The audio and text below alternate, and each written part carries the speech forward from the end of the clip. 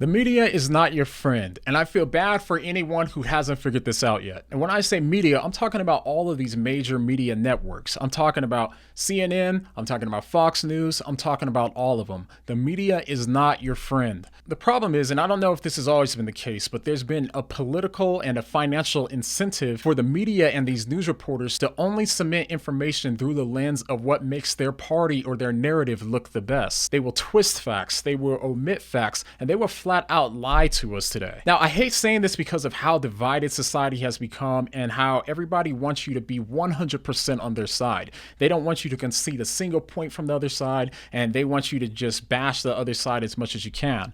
But Christians know that all truth is God's truth. Even truth that might make us uncomfortable or truth that we might not like, it's still God's truth. So let's get into that. That's what we're going to talk about today. If this is your first time here, go ahead and hit that sub button. And meme team, you guys ready?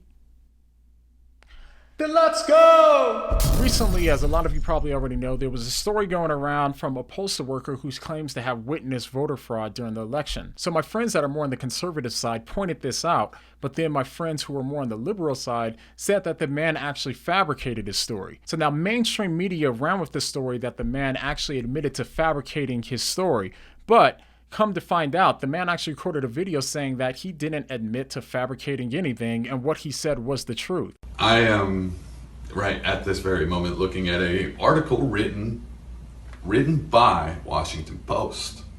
It says that I fabricated the allegations of ballot tampering. I'm here to say that I did not recant my statements. That did not happen. That is not what happened.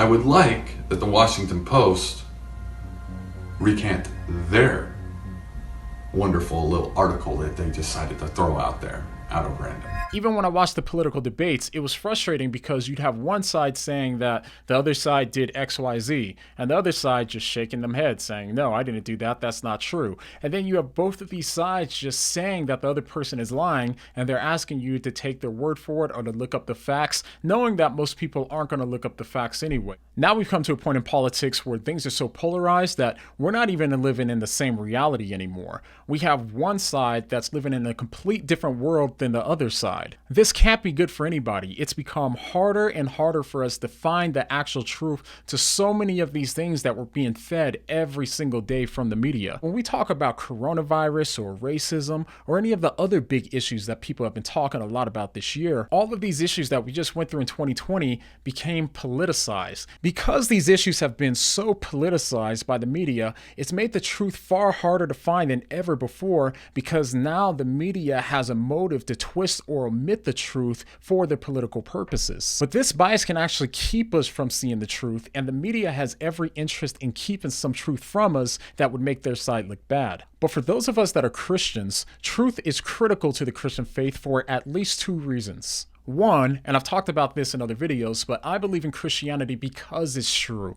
I don't believe in Christianity because it makes me feel good or for some pragmatic reasons of making my life better or something like that. No, first and foremost, at its foundation, I believe that Christianity is true, and it's not just true for me, it's true for everyone because it accurately represents something that's true about the world. Paul the Apostle even said, if Jesus didn't really raise from the dead, and that's not actually a true fact, then we have no hope and we're to be pitied above all men. That's because when it comes to these ultimate issues, it doesn't matter how Christianity makes you feel, but what matters is that it's true. So if Christianity is not factually true when it comes to the resurrection, then we have no hope. We also know that Jesus said that he is the truth. And so to worship Jesus and to know Jesus more is to get more in touch with reality and the way that things really are. Even when we worship, we get closer and closer with the truth and the way that things really are and who we really are and who we were created to be. Secondly, a function of love is serving. We're to love God and to love others. So we're to serve God and to serve others. There's going to be a lot of times when we can try to serve ourselves by not telling the truth and telling a lie